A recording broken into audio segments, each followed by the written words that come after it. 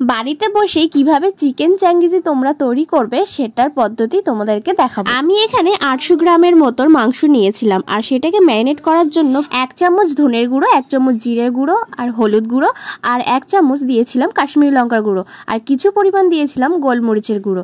তারপরে একটু লেবুর রস দিয়ে আর 1 চামচ আদা রসুন বাটা দিয়ে ভালোভাবে মাখিয়ে নিয়েছিলাম আর সাথে দিয়েছিলাম সামান্য সর্ষের তেল। এটা মাখিয়ে আধ ঘন্টা রেখে দিয়েছিলাম। এদিকে আমি বড় একটি টমেটো কেটে নিয়েছি আর সাথে নিয়েছিলাম 2টো পেঁয়াজ কুচি করে আর ঝালের জন্য নিয়েছিলাম কয়েকটা লঙ্কা আর স্লাইস করা আদা, সাথে কিন্তু কিছু পরিমাণ ধনেপাতাও নিয়েছিলাম। তারপরে একটা কড়াইতে সাদা তেল দিয়ে পেঁয়াজগুলো হালকা ভেজে নিয়েছিলাম। পেঁয়াজগুলো নরম করার জন্য দিয়েছিলাম একটু পরিমাণে নুন আর পেঁয়াজের একটুখানি কালারটা লাল হয়ে যাওয়ার পরে 1 চামচ আদা রসুন বাটা দিয়ে ভালোভাবে নাড়িয়ে চাড়িয়ে নিয়েছিলাম। এইটা হালকা নাড়ানোর পরে দিয়ে দিয়েছিলাম টমেটো, কেটে রাখা টমেটো আর ঝালের জন্য লঙ্কা। তারপরে একটু সামান্য দিয়েছিলাম হলুদ গুঁড়ো আর দিয়েছিলাম রঙের জন্য কাশ্মীরি লঙ্কার গুঁড়ো। দেখো মশলাটা তোমার ভাজা হয়ে গেছে, সেটা ঠান্ডা হতে থাকুক। আমি অন্য একটা গ্যাসে বসিয়ে দিলাম একটা প্যান আর সেটাতে একটা তেল ব্রাশ করে দিয়ে ম্যারিনেট করা মাংসগুলো দিয়ে দিলাম। এই ম্যারিনেট করা মাংসগুলো একটা একটা করে আমি ভেজে নেবো, মানে একটু লাল লাল করে ভেজে নিতে হবে। আচ্ছা, ম্যারিনেট করার সময় তোমরা কিন্তু টক দই দিয়ে ম্যারিনেট করতে পারো, সেক্ষেত্রে টেস্টটা কিন্তু অনেকটাই ভালো হবে। যেহেতু আমার কাছে পিঠে কোনো দোকান খোলাও ছিল না আর কাছে ছিল না, সেই জন্য আমি টক দই দিতে পারিনি।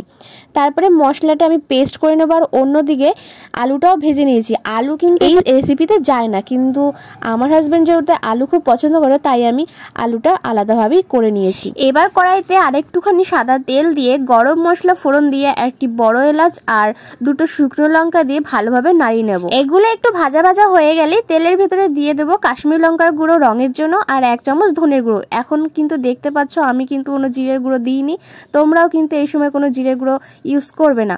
তারপরে দিয়ে দেবো ঝালের জন্য লঙ্কার গুঁড়ো আর যে পেস্টটা করে রেখেছিলাম ভাজা মশলা, তখন সেটা এই সময় মিশিয়ে দিতে হবে।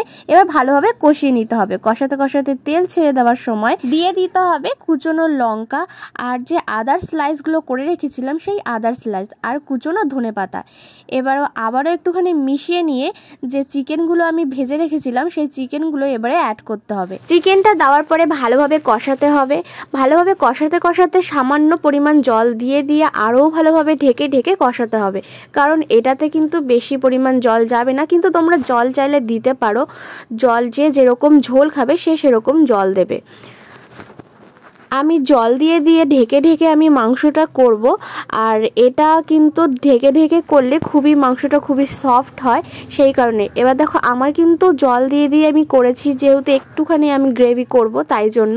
লাস্টে দেখতেই পেলে যে আমি দিয়ে দিলাম আলুগুলো, তারপরে শেষে দিলাম ধনে পাতা কুচি আর ওপর থেকে স্লাইস করা আদা। দেখো চিকেন চ্যাঙ্গিজি কিন্তু তৈরি হয়ে গেছে। এটা কিন্তু খেতে বেশ মানে ভালো হয়েছিল, কিছু বলার নেই আমার। তোমরা একবার অবশ্যই বাড়িতে এটা ট্রাই করতে পারো, ভাতের সাথে বা রুটির সাথে, দুটোর সাথেই এটা খুব ভালো খেতে লাগবে। আমি তো এটা মন প্রাণ দিয়ে ভালোভাবে দুরকমভাবেই খেয়েছি, রুটি দিয়েও খেয়েছি, ভাত দিয়েও খেয়েছি। তো আমার রুটির সাথে বেশি ভালো লেগেছে, ভাতের সাথেও কম ভালো লাগেনি। কিন্তু তোমরা অবশ্যই এটা বাড়িতে ট্রাই করবে। আর আমার এই ভিডিওটি তোমাদের যদি ভালো লাগে অবশ্যই চ্যানেলটিকে সাবস্ক্রাইব করবে এবং লাইক করে শেয়ার করে আমার পাশে থাকবে। ও হ্যাঁ, ভিডিওটি কেমন লাগলো সেটা কিন্তু কমেন্ট করতে ভুলো না যেন।